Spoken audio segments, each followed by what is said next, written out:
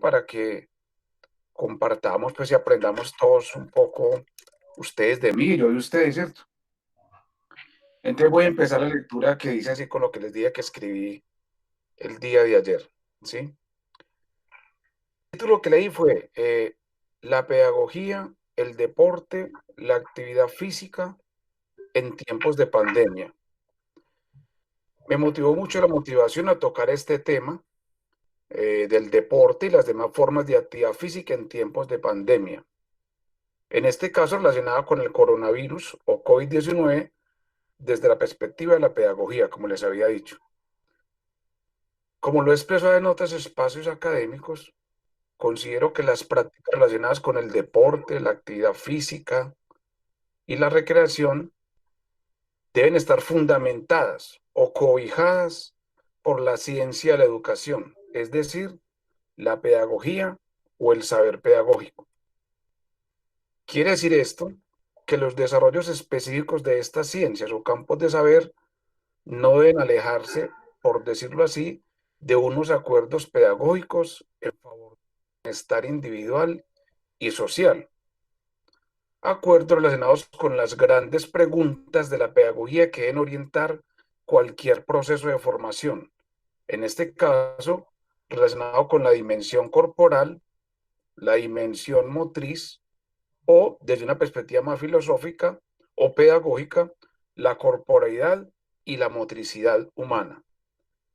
En esta primera parte, entonces, quiero decirles es que como uno debe tener un fundamento teórico que le sirva de apoyo para poder desempeñarse, en este caso, desde la educación física, el deporte, la actividad física o la recreación. Y yo propongo que el gran soporte debe ser la pedagogía. No desconozco que sea importante la fisiología, la biomecánica, la psicología, la sociología, otro tipo de fundamentos que requerimos nosotros. Me parece que la pedagogía es muy importante. Entonces digo que aquí hay grandes preguntas que debe hacerse un profesional cuando piensa en la pedagogía. La primera es, ¿qué tipo de ser humano estoy contribuyendo a formar? Y la segunda, ¿qué tipo de sociedad? Entonces digo aquí en la escritura, concretamente desde estas prácticas, ¿cómo contribuyo pues a la formación de un ser humano que puede ser acorde con el que se impulsa por determinados medios en la sociedad? O precisamente puede ser otro tipo de ser humano. Lo que quiere decir es que cuando uno esté trabajando como profesional, en este caso el deporte, la actividad física, cuando uno se hace esa pregunta de qué tipo de ser humano estoy yo contribuyendo a formar, es posible que coincida con el que vende la sociedad o es posible que no. Tenemos esa autonomía como profesionales.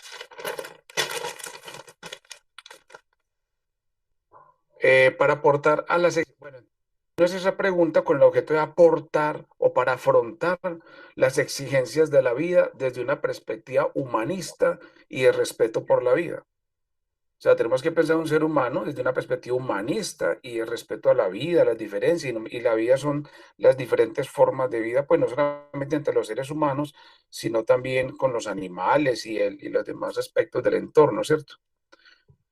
La otra pregunta sería, ¿cómo contribuye a la formación de un tipo de sociedad? De igual forma, podríamos estar de acuerdo con reproducir la actual, es decir, transmitir el legado cultural, económico y político, representados en la forma como nos relacionamos con nosotros mismos, con los demás y con lo demás. Igual que con la pregunta de qué tipo de ser humano estoy contribuyendo a formar, también debo pensar qué tipo de sociedad estoy contribuyendo yo a formar. Y vuelvo y repito, puede que coincida o no coincida. Si coincide, entonces quiere decir que estamos de acuerdo en reproducir lo que está sucediendo actualmente. O por el contrario, se hace necesario que el ejercicio de las prácticas docentes, las prácticas de entrenamiento, aunque preferiría llamarlas prácticas pedagógicas en educación física, deporte, recreación y actividad física, como son mencionadas en Colombia, debe mostrar y generar vivencias relacionadas con la sociedad en que no queremos, que nosotros queremos transformar.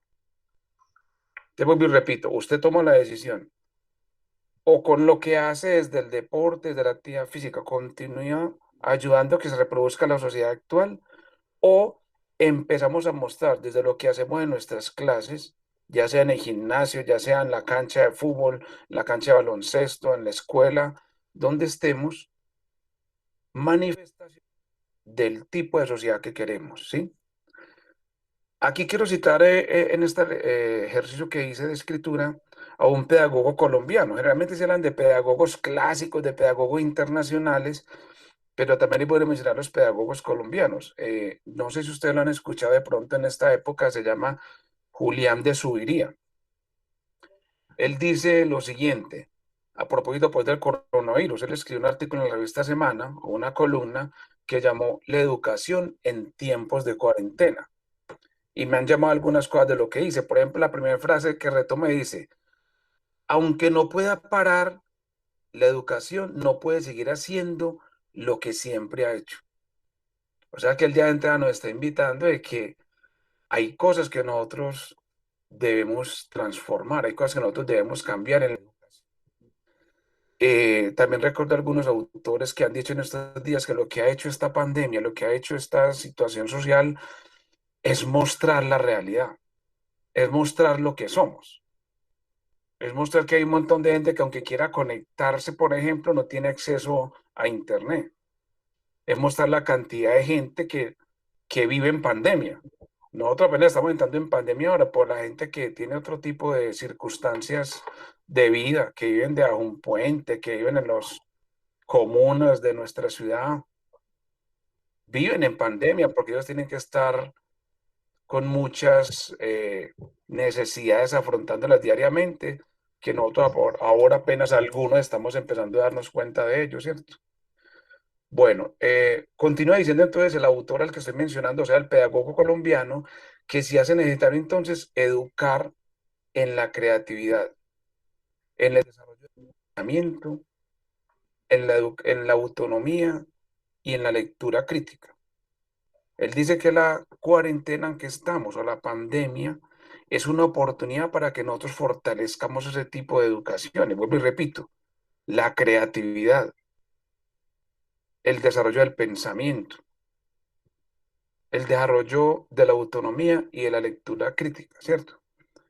Me imagino que ustedes ya están pensando, yo, ¿cómo puedo hacer eso desde el deporte, desde la actividad física? Y se puede, ¿sí? Y esa es como una de las primeras invitaciones que yo haría en con esta charla. Quiero citar también algunos otros autores, en este caso, llama la atención que es un autor portugués, pero que ha pensado demasiado a Latinoamérica. Eh, y dice lo siguiente, estamos hablando de Boaventura de Sousa. Él dice lo siguiente, yo escribí aquí, por su parte, uno de los sociólogos contemporáneos ha estudiado la sociedad contemporánea, refiriéndose al papel de la educación en el mundo contemporáneo, incluyendo, por supuesto, la crisis generada por la pandemia, considera que nuestra tarea es equilibrar dos sentimientos que por diferentes circunstancias invaden a la mayoría de los habitantes de nuestro planeta, el miedo y la esperanza.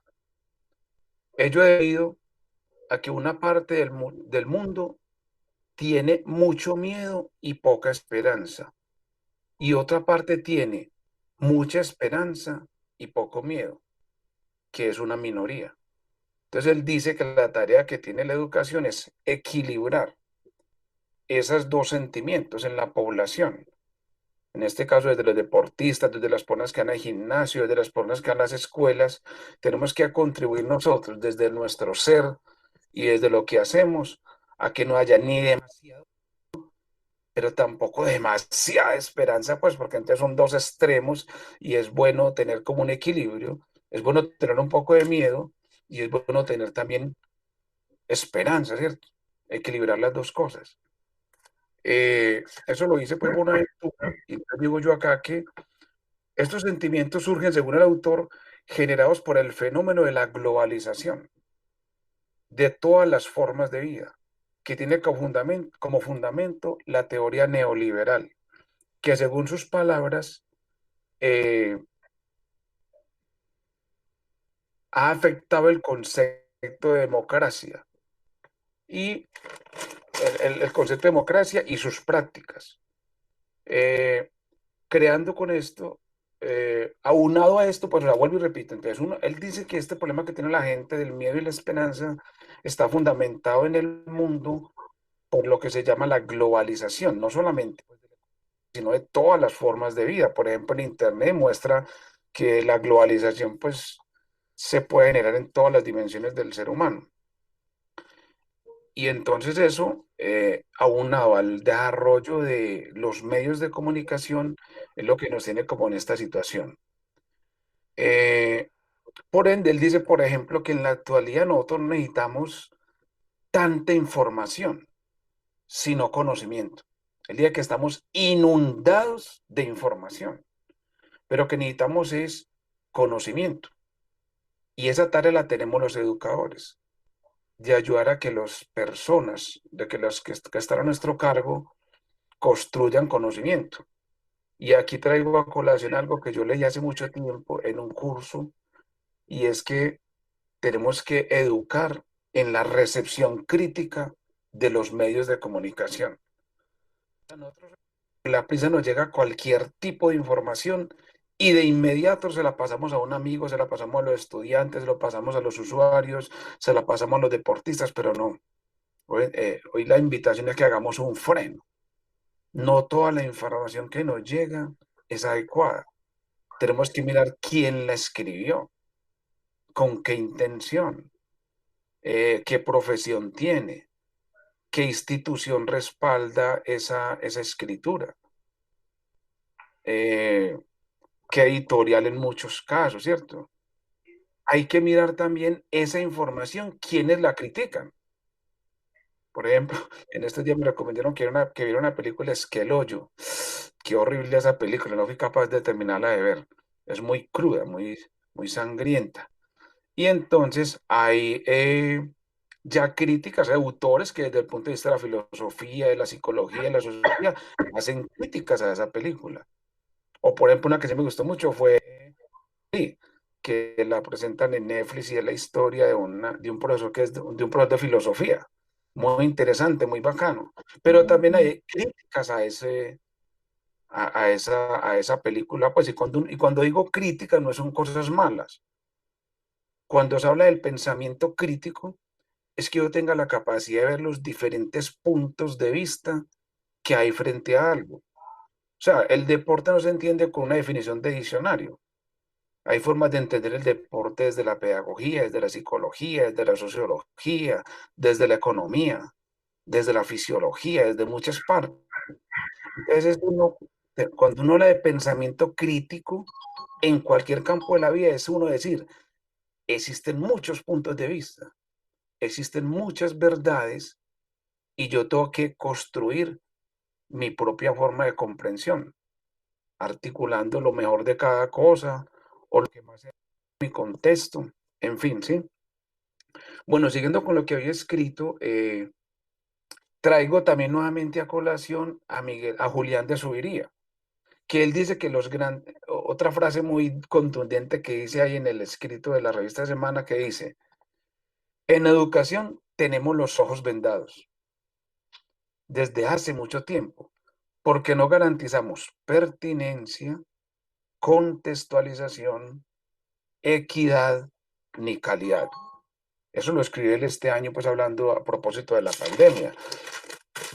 Entonces, vuelvo y repito, entonces una de las primeras ideas que he dejado es que la pedagogía es muy importante como fundamento teórico, que nos sirve para leer lo que está ocurriendo con la pandemia. Porque la pandemia lo que está haciendo es mostrarnos una realidad social que a veces nos vendamos los ojos. Porque la pandemia nos está mostrando es que en educación siempre estamos haciendo las cosas bien. Y cuando hablo de educación deportiva, educación en actividad física, en recreación, ¿sí? Hay gente que cree que cuando uno habla de la educación o de la pedagogía, solo se refiere a la escuela, no. Yo aquí estoy diciendo que la pedagogía debe arroparnos a todos los que trabajamos con la dimensión corporal, con la dimensión motriz, con el cuerpo, con la corporeidad, como lo queramos llamar. Y que para eso es muy importante conocer gente que ha estudiado la sociedad, gente que ha leído la sociedad. Y por eso les hablé, por ejemplo, de Boaventura de Sousa, que es un portugués que ha pensado mucho la educación, la sociedad desde otro punto de vista. Pero también podía mencionarle pues otros personajes que están muy de moda ahora. Por ejemplo, hay uno que se llama Byung-Chul Han y no tiene nada que ver con el coronavirus, sino que es, yo diría que es el filósofo contemporáneo ahora que más leído. Usted escribe eso en YouTube y en cantidad de videos sobre él. Él está hablando de la sociedad de la transparencia y habla de todos los efectos que tiene el Internet. Yo no estoy en contra del Internet, ni él está en contra del Internet tampoco, sino que nos muestra todo lo que ha ocurrido, cómo se ha transformado la vida, cómo se ha transformado la sociedad, cómo se ha transformado la educación desde que llegó el Internet. Para muchos de ustedes nacieron con el Internet y eso no es ningún problema, pero muchos de nosotros que vivimos de otra forma de vida sin Internet y ahora con Internet estamos viendo la diferencia. Sí es importante que un educador lea, por ejemplo, propuestas como la de ese filósofo, donde él habla de lo que significa la sociedad de la transparencia. Él está diciendo que antes de la sociedad de la transparencia estaba la sociedad del control, donde nos controlaban otros de muchas formas. Y ahora nosotros mismos somos los que nos autocontrolamos, porque el Internet es la transparencia total. Ahí les dejo la inquietud para que lean también a ese filósofo y estamos hablando de pedagogía. O hay otro, por ejemplo, que se llama Sigmund Bauman. Y él ya no habla de la sociedad del control ni de la sociedad de la transparencia, sino de la sociedad líquida. ¿Qué será eso de la sociedad líquida? Muy importante conocer también cómo está hoy, sobre todo los jóvenes, pensando en la sociedad a la vida. ¿Qué será eso de líquido? El líquido es como que no hay estabilidad, ¿cierto? Es posible que algún digan que no hay compromiso, ¿sí? O como en las canciones, amor sin compromiso, ¿cierto? Entonces, es bueno leer estos autores porque nos ayudan a comprender nuestra responsabilidad como educadores en el campo que escogimos para formarnos. Ah, bueno, y hay otro muy interesante, tiene un nombre raro. Yuval Noah Harari, se escribe con H, pronuncia como Harari. Él escribió un libro, por ahí está en PDF, que se llama De animales a dioses. Y es una historia de la humanidad que él hace excelente, donde incluso en un video que él tiene en YouTube dice cómo va a ser la vida cuando no estemos nosotros. Vale, incluso él está pensando que con los desarrollos de la inteligencia artificial va a llegar un momento en que no va a haber solo humanos, sino como lo muestran las películas, otro tipo de seres creados con la inteligencia artificial, ¿cierto? Entonces, bueno, con eso les quiero decir que hablar de pedagogía no es solo hablar de didáctica ni de enseñanza, hablar de pedagogía es hablar de las formas como concebimos al ser humano y las formas como concebimos a la sociedad, y esas son las dos grandes preguntas. Eh, Voy a avanzar otros minuticos en lo que escribí para darles ya tiempo para que hagamos un intercambio que me gusta hablar yo. Me gusta más la interacción, más que la intervención. Entonces había dicho por acá en lo que escribí que, a ver, discúlpeme. Con lo dicho hasta el momento, el primer mensaje que quiero dejar en ustedes que comienzan o que ya son docentes, entrenadores en ejercicio y que buscan cualificar su desempeño es que nuestra labor en tiempos de pandemia es una oportunidad para encontrar o confirmar y ayudar a quienes interactúan con nosotros el sentido que tiene las prácticas relacionadas con el deporte y las demás formas de la actividad física. Y para ello, las grandes preguntas que orientan la pedagogía debe ser el punto de partida. Después ya vendrán las preguntas relacionadas con la enseñanza específica, es decir, qué enseñar, para qué, cómo, con qué recursos, con qué, cómo, con qué instrumentos y con qué criterios valorar o evaluar lo aprendido. Y por supuesto, a quién enseñar, dónde enseñar. Eh, este es como un primer ejercicio que yo había escrito pensando pues en ustedes como de introducción. Les decía que tengo otra parte que escribí sobre la pedagogía en una conferencia que orienté el año pasado, pero entonces quisiera hasta el momento con lo que he hablado, para no cansarlos, que me cuenten qué inquietudes les resultan, qué aportes quieren hacer, qué preguntas quieren hacer para que continuemos con este diálogo pedagógico.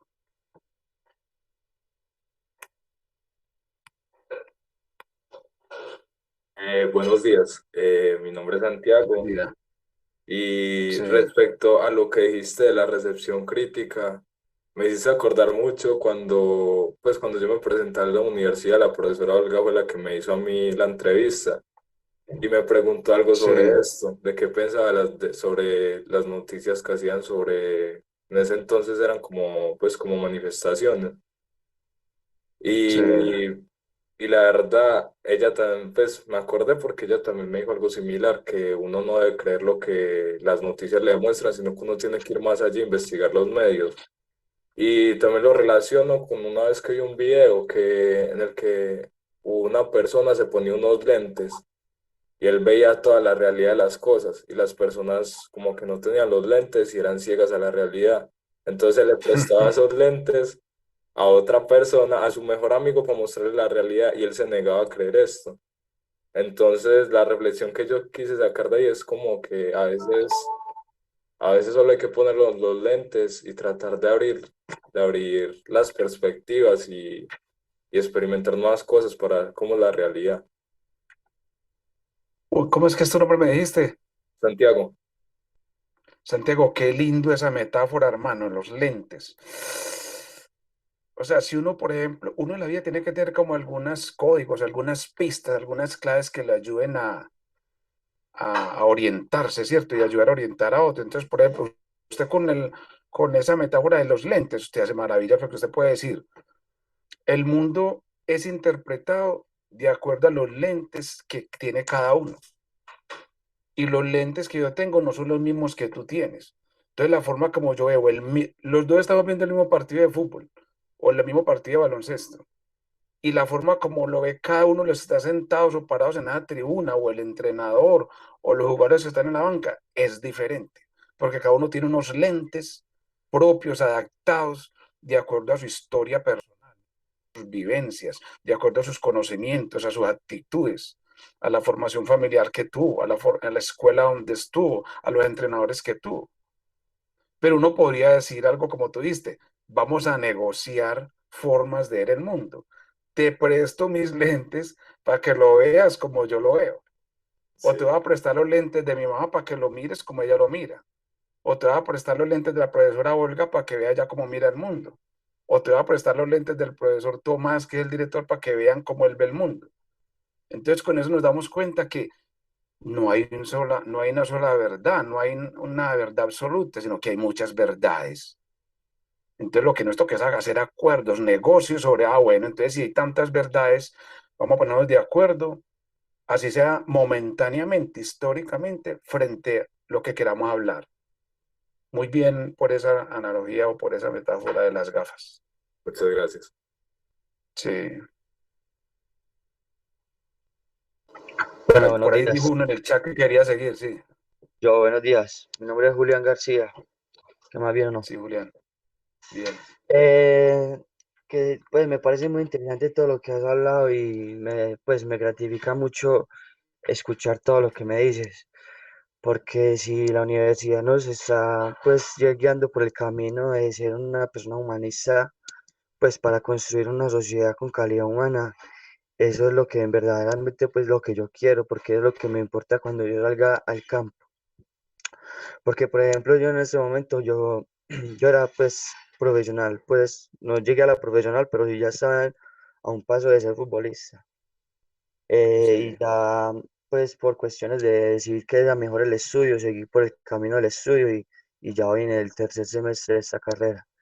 Pues ya he comenzado con mi proceso de personalizados en fútbol, por ahí con pelados en ese momento, como lo dices, en cuarentena, ahí donde podemos apoyar nosotros mejor nuestra carrera, porque por ejemplo, el pelado, yo vivo en una parte rural Y por sí, acá, por ejemplo, yo veo por la sede Nacional Vieja. sí, Entonces esas canchas están vacías. El pelado en este momento no está entrenando. Entonces yo he sido el apoyo de él para que él pueda entrenar un poco y no pierda su nivel en lo que está jugando en Liga. Él es de Leones. Entonces me parece muy importante lo sí. que me dices. Y también lo del saber pedagógico, del fundamento teórico, que es un gran soporte en la pedagogía. También la profesora nos lo había dicho mucho, pues también que tenemos que ser reflexivos en el término del campo en el que nos vamos a desarrollar y todo eso me parece muy interesante, pues como para aportar ahí. Sí, Julián, yo creo que es muy detrás con el deporte y en la otra conferencia que yo me voy a apoyar, que de todas maneras se las voy a enviar para que la lean, y lo que escribí también lo voy a pasar digitado y se lo envío para que les quede ahí de referencia. eh, Fue pucha, hermano, esta pandemia y en esta época es bueno pensar cuál es el sentido del deporte, cómo ayuda el deporte a la humanización. Es que pues disculpe que haga este ejemplo, pero lo voy a hacer primero con la música y luego con el deporte. En estos días escuché que estaban muy contentos porque Shakira había donado en Barranquilla, creo que como 20 camas o 20, no, son 20 aparatos de esos respiradores que son muy caros y no sé cuántos miles de tapabocas. Entonces yo pensaba dentro de mí, no, pues una persona que gana tanto dinero que done eso no es nada para él. Y yo me ponía a pensar, o lo mismo, por decir algo, los futbolistas profesionales pues que han llegado ya pues a la cima, que se dedican a coleccionar, por ejemplo, es que carros de carreras. No me acuerdo si es Ronaldo, quien que tiene como 10 carros o 15, no sé cuántos. Entonces, lo que uno debe pensar es, bueno, el deporte, la música o cualquier profesión, ese es el objetivo, uno tener en demasía para que otros no tengan siquiera con qué desayunar en un día. Yo pienso que sí hay que pensar a que, porque hay niños que, ¿usted por qué quiere ser deportista? Ah, no quiero ser como Ronaldo. ¿Y por qué quiere ser como Ronaldo? Ah, porque quiero tener 20 carros. No, que digan que quieren ser como él porque quieren ser mejores personas, porque respetan a los demás, porque ayudan a los demás. Pero yo sí pienso que es época para que pensemos si es este deporte que se está moviendo en la actualidad el que nosotros queremos. No hacemos que el deporte siga teniendo fanaticada, siga teniendo gente que le gusta, que lo disfrute, pero que sea más humanizado. Porque qué olor lo de las barras bravas, qué olor algunos periodistas deportivos con lo que dicen, con lo que hacen. Sí, o sea, yo pienso que bacano, cómo aprovechar para que con lo que nosotros hacemos con ese entrenamiento personalizado en el caso suyo, conviertan el deporte en su proyecto de vida, porque el deporte enseña mucho, el deporte tiene muchos valores, es muy bacano, pero también uno sin darse cuenta se reproduce un modelo social que no es el que queremos, pienso yo. En este momento con esta pandemia, estaba escuchando ahora que decía uno de esos autores que les mencioné, que hay países que están hasta escondiendo lo que tienen, no quieren compartirlo con otros. O sea, estamos en un momento en que necesitamos decir, bueno, tenemos que, en lo posible, equitativo, no que unos tengan tanto y otros tengan poco. Y vuelvo y repito, una vez es con el deporte, genera eso sin darle cuenta. Muchas gracias por tu aporte, Julián. Buenos días. Sí, buenos días. Bueno, yo quería dar una opinión respecto pues a lo que estabas diciendo y también con lo anterior que dijo Ravelo. Pues me llama la atención de que todos podemos ver las cosas con diferentes lentes. Por ejemplo, podemos ver, Sí, bueno, jugadores muy arrogantes, ¿cierto? Eh, Muchos sí, lo pueden de pronto ver así, a Cristiano, bueno, existen pues varios. Pero por ejemplo yo por mi sí, lado también me fijo porque hay jugadores también que con mucho dinero, ya hablo de fútbol pues porque no conozco pues muchos otros deportes, pero por Sí, ejemplo, en mi opinión, me pongo a ver, por ejemplo, a Sadio Mané o a Didier Drogba. Son jugadores que, sí. bueno, ganan también mucho dinero, pero también entonces ellos tratan de ayudar a las comunidades de donde salieron. Entonces, más como, pues yo personalmente, como centrarme en los que no hacen como bien a nuestros ojos, pues centrarme en que también hay personas buenas, que aunque tienen pues mucho dinero, también son como muy humanistas y piensan en el beneficio del otro. Entonces, mi espejo es como tratar de imitar a los que realmente ayudan de buena fe. ¿Cómo es que me dijiste que era tu nombre? No nos dijiste el nombre, ¿cierto? Juan Diego Sánchez. Juan Diego, ese aporte tuyo está muy bueno también, por eso es bueno la interacción, porque todos hacemos una construcción pues ahí diferente en nuestro cerebro de acuerdo a nuestras experiencias. Sí, porque es que si uno se ponía a pensar en lo negativo de este mundo, pues uy, termina uno suicidando, ¿es cierto? O no tiene esperanza, sino desesperanza y miedo, como decía pues ahora, siguiendo a Boaventura de Sousa. Pero hay muchos otros autores que dicen, no, tenemos que tomar es lo mejor de cada uno, así como tú dices, tomar los buenos ejemplos, no los malos ejemplos. Tenemos que es pensar en lo bueno que tiene la vida, no en lo malo que tiene la vida. Incluso hay quien dice que tenemos que pensar, imaginarnos que ya se superó la pandemia, tenemos que pensar que en Colombia hay democracia, que en el mundo hay democracia, tenemos que pensar, porque cuando uno piensa en esos aspectos positivos, digamos que alrededor se va generando como esa energía o al menos esa disposición en uno y en las personas que están al lado de uno para salir adelante, porque nos quedamos nomás en buscarlo, el punto negro, ¿cierto? Ese símbolo del yin y el yang, que por un lado es blanco y tiene un puntico negro, y por el otro es negro y tiene un puntico blanco, o sea, no nos quedemos buscando el puntico blanco ni el puntico negro, disfrutemos del blanco, disfrutemos del negro, del gris, del rosado, de todos los colores de la vida. Muy bueno ese aporte también, y eso es pedagogía, eso es educación, eso es ser un profesional que está repensando nuestra forma de ver el mundo, nuestra forma de ver la educación, el deporte. Muchas gracias, Julián. Julián, no, ¿cómo es que me dijiste? Juan Diego, muchas gracias. Sí. Juan Diego, sí. No sé si hay alguna otra intervención y no, continúo. Hay bastantes, 30 personas veo conectadas.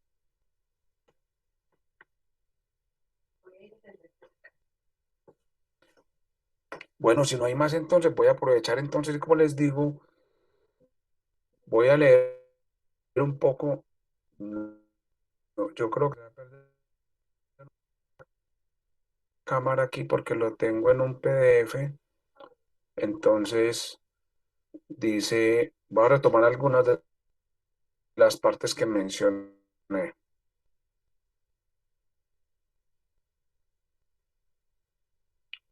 Entonces, después yo, en el escrito ese, después de hablar de lo que yo comprendía que era la pedagogía, las ocupacionales en educación física, recreación activa física y deporte. Entonces, dice así, ¿qué estamos haciendo? ¿Para quién? ¿Con quién? ¿En qué nos apoyamos? ¿Cómo? ¿Con qué condiciones? ¿Para qué? Un análisis sobre el papel de la pedagogía en los diferentes campos de intervención profesional relacionados con la educación física, la recreación, la actividad física y el deporte, teniendo como referencia investigaciones realizadas sobre la historicidad en Colombia, tanto de la pedagogía como de los campos en mención, muestran la emergencia de una tensión entre un paradigma basado en concepciones de los profesionales que desde el deber ser consideran que debemos ocuparnos tanto del objeto específico de estos campos de saber y poder como de objetos relacionados con la formación de la totalidad del ser humano y la construcción social. Y otro paradigma basado en concepciones que se ocupan predominantemente de la dimensión física del ser humano, orientada al rendimiento físico, la estética y la salud física. Lo que les quiero decir con esta primera parte es que revisando la historia de la educación física, el deporte, etcétera, en Colombia, y podríamos decir que incluso en el mundo, se notan dos paradigmas. Uno, en el que la gente se dedica solamente, por decir algo, a la estética corporal por colocar el ejemplo del fitness o los gimnasios. Otros que se dedican solamente al rendimiento físico pensado en los deportes o en el rendimiento deportivo. Que se dedican a la salud física, o sea, solamente a la condición física. Mientras que hay otros que dicen, hay que ocuparse de eso, pero también cómo desde eso se contribuye a la formación de la totalidad del ser humano y a la construcción social. Entonces, como lo dije al comienzo, cuando yo hablo de pedagogía, no estoy desconociendo que tenemos que ayudar a que haya rendimiento deportivo, que tenemos que ayudar a que haya condición física, de que tenemos que ayudar a que la gente que quiera tener una estética corporal la pueda tener, pero que eso no vaya en detrimento de la totalidad del ser humano, o sea, que eso no afecte sus sentimientos, que eso no afecte su manera de pensar, que eso no afecte su manera de comunicarse, que eso no afecte la parte laboral, o sea, todas las dimensiones del ser humano, que es una parte, que eso no afecte la parte ética, ¿cierto? Continúo entonces. Hoy más que nunca se requiere un análisis crítico de pasiones derivadas de estos campos de saber para evitar seguir de manera consciente o inconsciente propagando una mercantilización de la vida donde se incluyen, por supuesto, la dignidad de nuestras profesiones. No sé si entienden la mercantilización de la vida. Hoy en día se compra lo que usted quiera, se compran conciencia, se compran abogados, se compran profesores, se compran entrenadores, se compra lo que usted quiera. Entonces, por eso hablo de la mercantilización de la vida, ¿cierto? Ello quiere decir que con el apoyo de Zamora,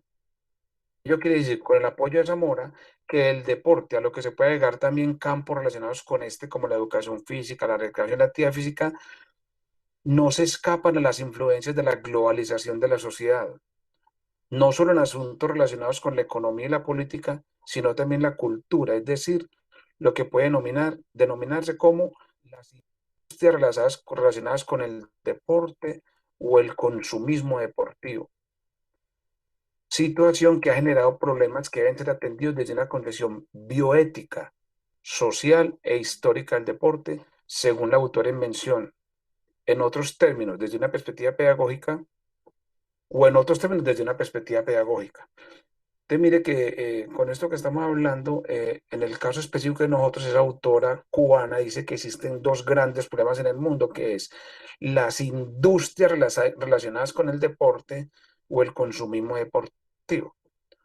No sé si ustedes han escuchado, yo alguna vez he escuchado, por ejemplo, que no sé pues si sea verdad, pero hoy en día como uno puede, hay que dudar de todo, que a este jugador colombiano, ¿cómo es que llama? Este que jugó que estuvo jugando en el, pucha, se me escapa, increíble. El zurdo, papá, el zurdo de la selección, el Real Madrid, James, James. James. que a él lo tenía el club a veces más que por su calidad técnica, por la venta de camisetas que se generaba en Latinoamérica por la presencia de él en ese club. No sé si sea, no sé si sea verdad, pero es posible, porque a veces es más importante la industria del deporte que los efectos del deporte en sí a nivel físico o emocional o en el ser humano. O lo que dicen también, que por ejemplo cuando se hace un mundial de fútbol, las mayores ganancias no son por la gente que va al estadio, que paga la boleta, sino por los derechos que se pagan de televisión.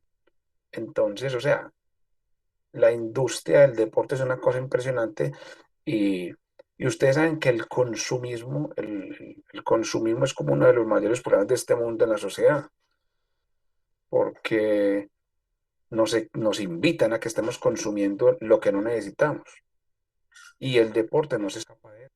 La autora dice aquí, el doping es el problema central de la conducta antiética, a lo que se suma el pragmatismo deportivo, que genera una crisis de la dignidad humana en muchos ámbitos deportivos, hijo de una de las corrientes morales más negativas del mundo contemporáneo, el pragmatismo, el hedonismo y el utilitarismo.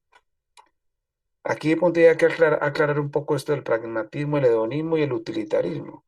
O sea, cuando hablan de pragmatismo deportivo, es que el deporte está orientada solo al fin, pero que no es la formación humana o la o la sociedad pues que viva adecuadamente, sino, o sea, la convivencia social, sino ganar o ganar. Y para ganar o ganar, uso el medio que sea. Así sufra mi cuerpo, así compre periodista, así compre lo que sea. Eso sería pragmatismo, que yo lo que estoy haciendo lo consigo como sea, de manera pragmática, sin importarme lo que me lleve por delante. El hedonismo es lo contrario, es el disfrute sin medida también. O sea, los hedonistas eran los filósofos que consideraban que la vida era solamente el placer. Y es bacano, y yo pienso que el objetivo de la vida es la felicidad, pero no quiere decir que yo no tenga que hacer esfuerzo, que yo no tenga que apoyarme en los demás, que yo tenga a veces que ceder para que otros salgan adelante, que muchas veces no queremos sino recibir, recibir, no cedemos. Y utilitarismo, como su nombre lo dice, es que de manera consciente o muy consciente o inconsciente abusamos de otras personas para lograr nuestros fines. Entonces no podemos permitir que desde lo que nosotros hacemos como profesionales se siga, digamos, impartiendo esto en el mundo, ¿cierto? Entonces sigo diciendo yo acá. Problemas más visibles en el deporte espectáculo guiado por la obsesión por el rendimiento a ultranza, pero que sirven de modelo a la educación física, la recreación y la actividad física. Incluso refuerzan las demás actividades de la vida cotidiana, de la cotidiana. Al respecto, dice Zamora, la autora que estoy citando cubana, el deporte como fenómeno social sublima la élite deportiva, obviando que el proceso de formación de un atleta de élite es un fenómeno agresor de la naturaleza humana, a partir de la cantidad y densidad de las cargas de entrenamiento, aún a riesgo de lesionar dicha naturaleza. La sociedad acepta la agresión aprobada como elemento natural del deporte, a la naturaleza humana del hombre deportista, siempre que ésta conduzca a la medalla. Uy, esta es dura y me duele hasta leerla porque recordé que un compañero en una tesis doctoral que hizo, un compañero de educación física de Bogotá, decía que, o sea, un sencillo, las lesiones que hace un deportista en un partido, o sea, pero me refiero a lesiones no duras, sino pegar, golpear, zancadilla, tumbarlo, tocarlo, empujarlo, eso es. ¿Por qué se acepta eso? O sea, ¿por qué se acepta ese juego entre comillas brusco? En el baloncesto no hay que pegarle ni tocar a nadie. En el baloncesto usted juega, hermano, en lo posible, sin contacto y se pasa muy bacano. Entonces, lo que quiere decir esta autora es que la sociedad, los seres humanos, vamos aceptando la violencia y eso es normal. Lo tumbó, hermano, lo empujó, se cayó. No, no se lesionó y no 15 días, un mes, 2 meses, no, ese man se recupera. Incluso el mismo lesionado lo acepta. No deberíamos aceptar eso si estamos hablando de humanización, ¿cierto? Sigo hablando acá en lo que tengo escrito. Por tanto, dentro de las alternativas de solución, más que una pedagogización de nuestras profesiones, hablo de despedagogización por lo que les decía ahora. Hay gente que dice que no, que la pedagogía eso es solamente para la escuela, que nosotros no tenemos que hablar de pedagogía. Se requiere apoyarnos en una concepción amplia de la pedagogía que supere la tecnología educativa, el acto didáctico y nos permita preguntarnos en cada una de nuestras acciones por el tipo de ser humano y el tipo de sociedad que estamos contribuyendo a formar, bien sea desde la clase de educación física, la sesión de entrenamiento o la actividad recreativa. Al respecto, la colega cubana citada en esta parte de la reflexión considera que la pedagogía de Coubertin manifiesta en el olimpismo, concepto diferente de los Juegos Olímpicos actuales, que promueven la totalidad del ser humano, desde valores que promueven el deporte, los cuales pueden clasificarse en tres. A ver, disculpen aquí que me enredo un poco. La pedagogía pensada desde el deporte se podía apoyar en el olimpismo. El olimpismo es un concepto creado por Pierre de Coubertin, no sé cómo se pronuncia bien, se escribe Coubertin, cuando se crearon los Juegos Olímpicos modernos. Él, si uno le pone a leer la historia de Coubertin, era un pedagogo. Y él considera que el deporte debe ayudar a fomentar o promover tres tipos de valores, que los menciona aquí esta autora, que son los morales o sociales, los personales y los deportivos. qué interesante, como decía el compañero, ahora de ver lo bueno que el deporte puede contribuir a formar valores, los valores deportivos, qué bacano. Y ella continúa diciendo acá, no en vano urge en la actualidad tomar premisas del fundador del olimpismo como lo importante no es tanto alzarse con el triunfo, sino haber competido bien. Eso decía Coubertin cuando creó los Juegos Olímpicos empezando el siglo XX o finalizando el siglo XIX, 1890 y algo. A diferencia de eslóganes contemporáneos como ganar no es importante, ganar es lo único importante. Uf, huepucha. Imaginen solamente cambiar eso de vaina. Hay una gente, como les decía, hay dos paradigmas en nuestro campo.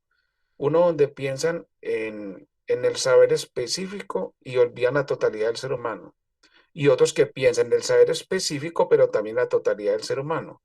Sería como decir, unos piensan que ganar no es importante, ganar es lo único importante. Y otros que piensan, lo importante no es tanto alzarse con el triunfo, sino haber competido bien. No estoy invitando a la mediocridad, pero sí es para pensar esa frase mencionada por esta autora cubana. Continúa aquí diciendo, de igual forma y pensándolo más como pedagogos, docentes, instructores o entrenadores o recreacionistas, debemos realizar procesos de planificación contextualizados, es decir, que respondan a lecturas de los contextos a los que pertenece la población atendida, con la ayuda de herramientas que ofrecen los diferentes enfoques de investigación.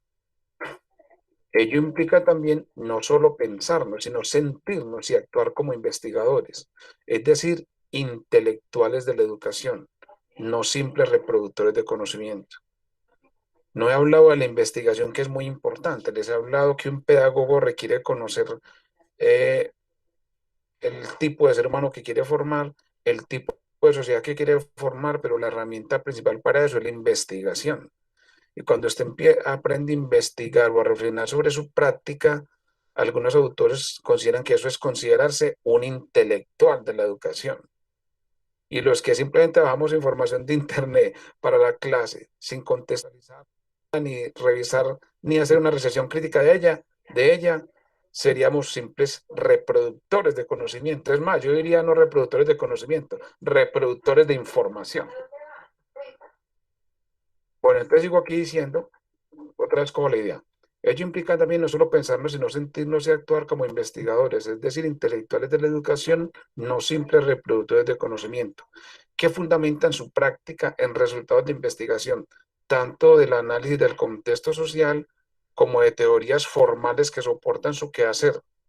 Investigadores que reflexionan sobre su práctica y para ello seleccionan instrumentos para la recolección de información y análisis de la información relacionada con su desempeño profesional, lo que le permite no solo producir conocimiento a partir de su experiencia para cualificar su práctica pedagógica, sino realizar un ejercicio de autoevaluación permanente sobre la responsabilidad que nos ocupa.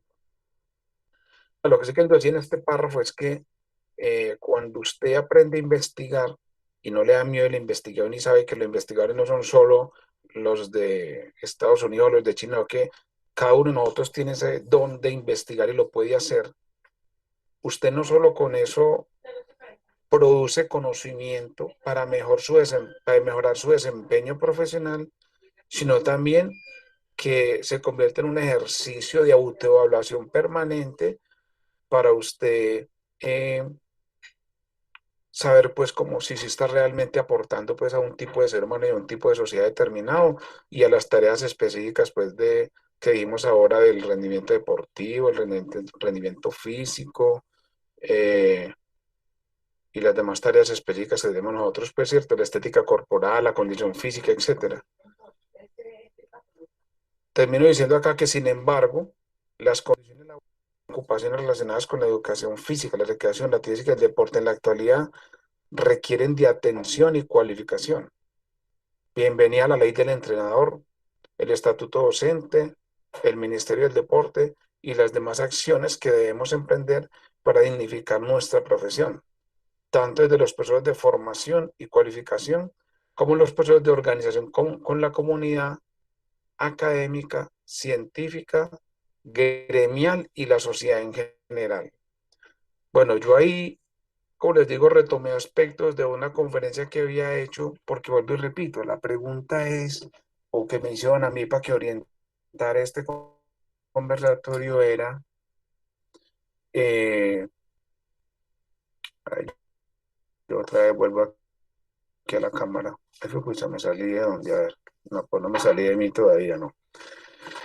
La pregunta que orientaba este conversatorio era, ¿cuál es el papel nuestro como profesionales de la actividad física y el deporte en tiempos de pandemia y yo diría tiempos de pospandemia? Porque como lo dijo Julián de Subiría, la educación yo creo que no va a ser la misma, ni la sociedad va a ser la misma. Esto nos tiene que llevar a transformarnos, nos tiene que llevar a repensar lo que hacemos, no solo como personas, como profesionales, sino como en sociedad en general. Entonces, ya profundizar, como les digo, por ejemplo, había en el que enseñar, que es una de las preguntas también que tienen que ver con la pedagogía, decía este autor, subiría, ¿qué es realmente lo esencial?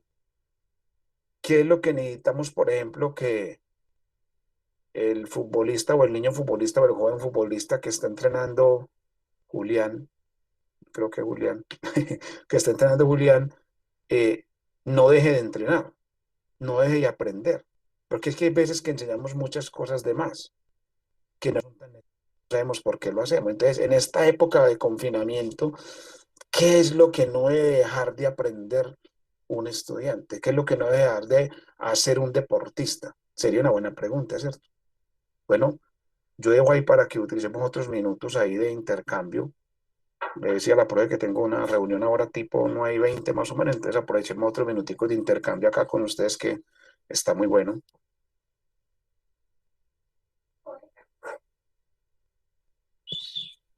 Hola, ¿están todavía por Hola, ahí o no?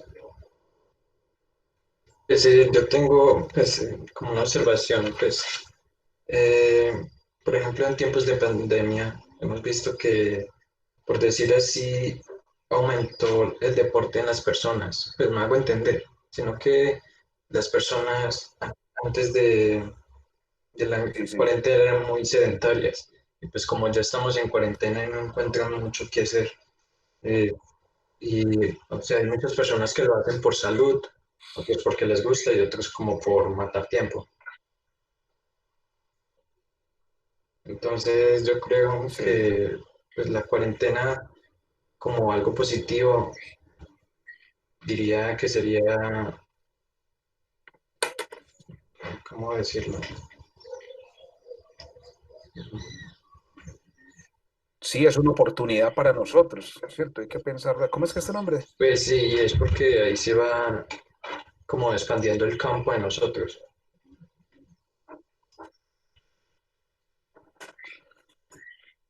¿Cómo es que este Juan nombre, Pablo. perdón?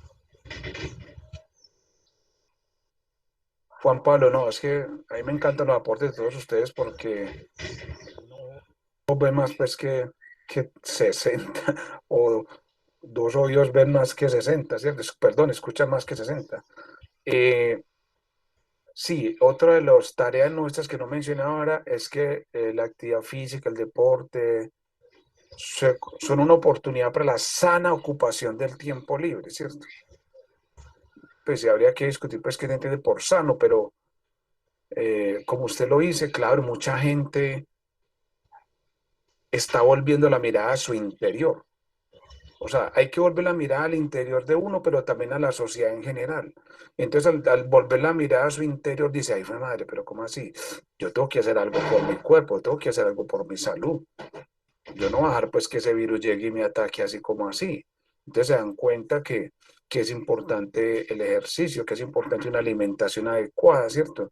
Y que es importante también una salud mental, porque lastimosamente también en Sí, estos tiempos de pandemia eh, se, se ha incrementado la violencia intrafamiliar. Me recordé también algo que me dijo en este día un amigo que dice es que hermano, Yo no creo en eso de la pandemia, no creo en eso de ese coronavirus. Eso es un montaje que no sé qué. Por ejemplo, a ver, dígame, ¿quién se volvió a enfermar de gripa? ¿Quién volvió a decir que tenía gripa? O sea, pues traigo lo de la gripa a colación, es de que uno también, vuelvo y repito, cuando uno se concentra en uno mismo, cuando uno trata de trabajar el autocuidado, entonces uno a veces hasta se olvida de ciertas cosas, porque cuando uno está pensando permanentemente que está enfermo, termina enfermándose. Aunque si usted termina también, piensa permanentemente que es bueno, también termina siendo bueno, o que es el mejor, termina siendo el mejor. La actitud, el pensamiento positivo es muy importante. Gracias. Sí, pues porque la ¿Quién nos quiere hacer cuarentena, otro aporte? Sí. pues no, sí, ya, si las personas toman conciencia que la actividad física es necesaria, pues eso nos ayuda en el campo de nosotros por los tiempos de pandemia. Claro. Y tenemos que ayudarles a que tomen conciencia también, porque a veces se necesita su ayudita, entonces podemos hacerlo nosotros también, ¿cierto? Porque si no, la gente se mete a cualquier programa que hay cantidad de videos, cantidad de blogs, cantidad pues de información de ejercicios. Entonces, de pronto la gente hace cualquier tipo de ejercicio que van a hacer como una orientación, como una guía de cuando la gente va, escoge un video para trabajar, piense qué institución lo está ofreciendo, piense un poquito en la intensidad, en la carga, en el volumen, en la alimentación, en algunos cuidados que muchas veces los videos no los mencionan, sino que la gente, qué rico este video, voy a bailar con ese y ya. Entonces es muy bueno también que nosotros les ayudemos en esta época como a hacer una orientación, ¿cierto? Eso puede ser una tarea nuestra, o sea, orientar a nuestras familias, a nuestros amigos, o hacer también nosotros también videos donde orientamos a la gente en la búsqueda de videos para practicar actividad física, ¿cierto?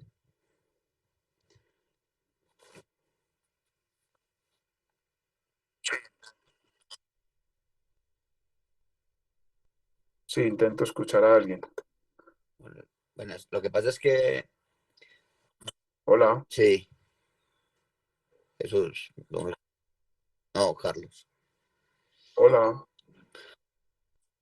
Muchas veces esos Juan videos José. que se ven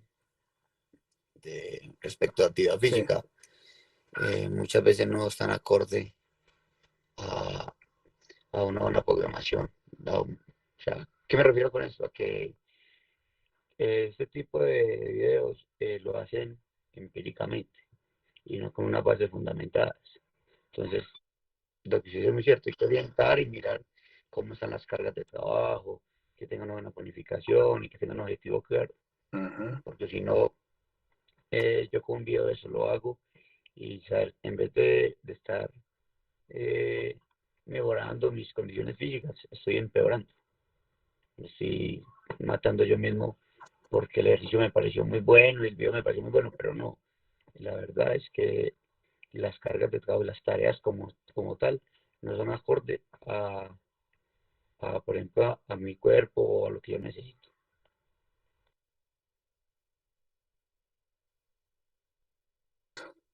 Por recepción Sí, crítica de la información, hay que trabajar a eso. sí, claro, obvio.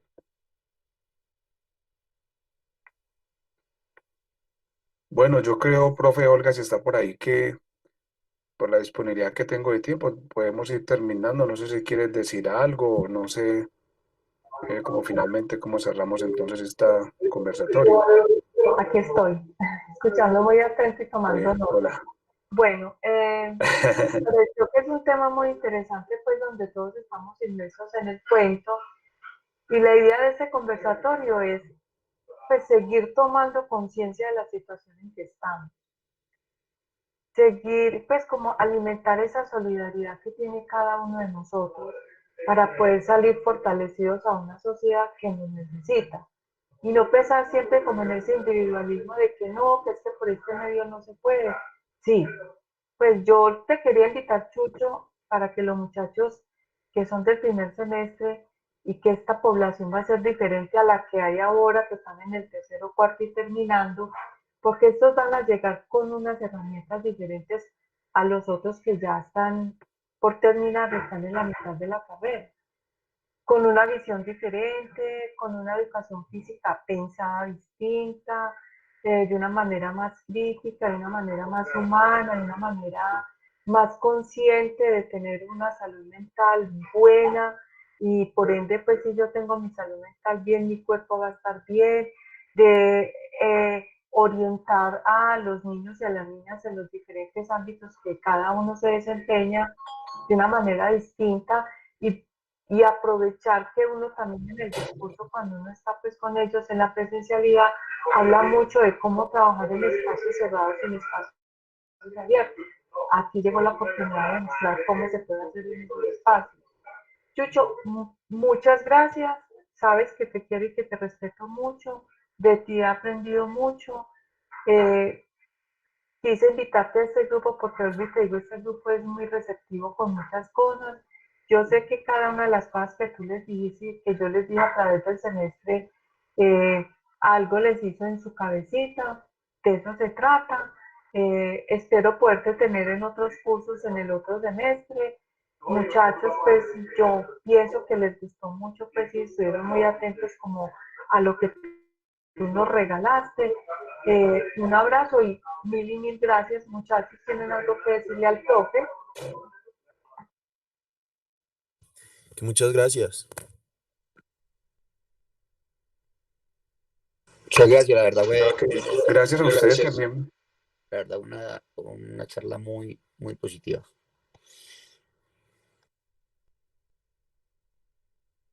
Aquí estoy viendo que en el chat también me están dando las gracias. Bueno, yo también le doy las gracias a ustedes porque cuando un maestro enseña, aprende dos veces, dicen por ahí, porque ustedes lo retroalimentan a uno y uno debe recordar también temas que de pronto en algún momento los ha tratado, pero que se van actualizando, se van contextualizando.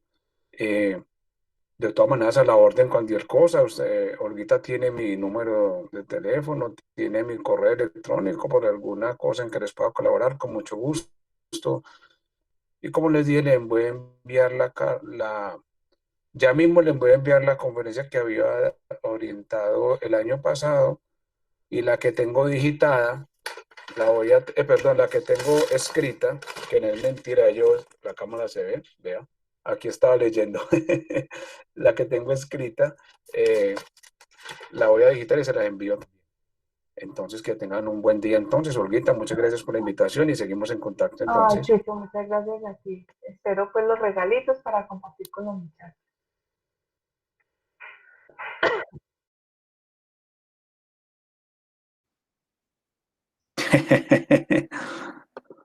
Bueno, Chucho, Bueno, nos que la vemos. pasen bien Nosotros seguimos entonces. acá conectados.